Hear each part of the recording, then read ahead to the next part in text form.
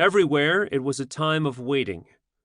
Cold and despair gnawed at the peoples of the Old World, where the winter of 1916 to 17 clung cruelly, as apparently endless as the war that had gripped Europe since August 1914. Men had then gone eagerly to battle, expecting swift victory.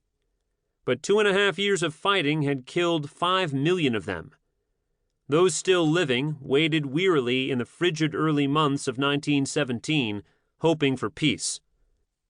Since the scything sweep of the German armies through Belgium and France had been stopped at the River Marne in September 1914, the Great War in Europe had settled into a grisly stalemate. Slanting from the Channel to the Swiss frontier, an unmovable line of battle had congealed across northern France.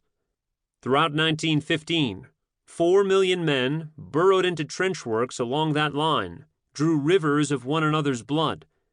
But neither the Germans on the one side, nor the French and British on the other, could breach the opponent's defenses. Seeking to resolve the deadlock in 1916, Germany had launched a plan to turn the very impenetrability of the French defenses into the instrument of French destruction. The scheme was as logical as it was horrible. Attack at a point which the enemy must defend at whatever costs. Besiege that point indefinitely, bleeding France dry. Thus rely, ultimately, on the numerical superiority of German manpower as the guarantor of victory. So began the siege of Verdun in February 1916. When it ended 5 months later, 350,000 Frenchmen and 330,000 Germans lay dead. France had not fallen. The front had not moved. In the valley of the Somme River, 100 miles northwest of Verdun, the British launched their greatest assault of the war on July 1, 1916. By October, it too had ground to an ineffective halt, at a price of more than 1 million dead on both sides.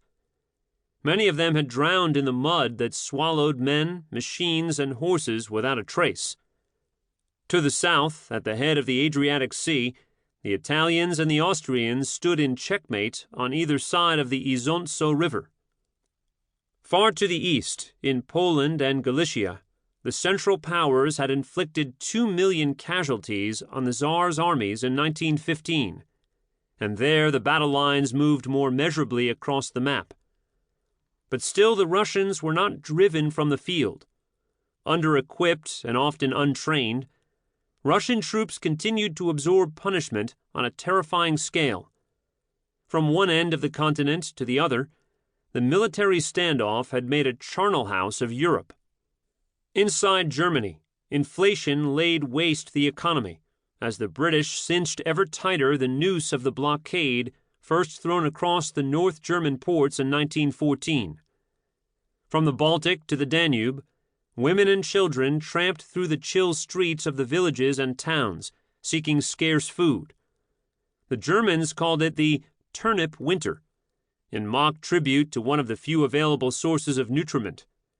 Farmers had begun to slaughter milk cows for meat.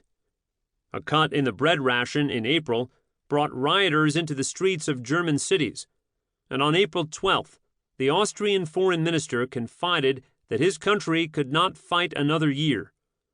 The people of Germany and Austria were slowly starving to death.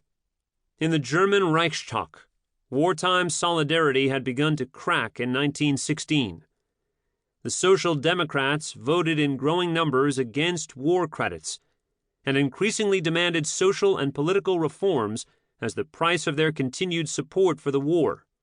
Knowing the sorry situation of his armies and his people, Chancellor Theobald von Bethmann-Hollweg had put out a cautious peace feeler in December 1916. Doubting his intentions and still hoping for military victory, Britain and France had rebuffed Bethmann-Hollweg's overtures. His armies deadlocked and his diplomacy checked, the German Chancellor was forced to a last desperate gamble to break the stalemate at sea.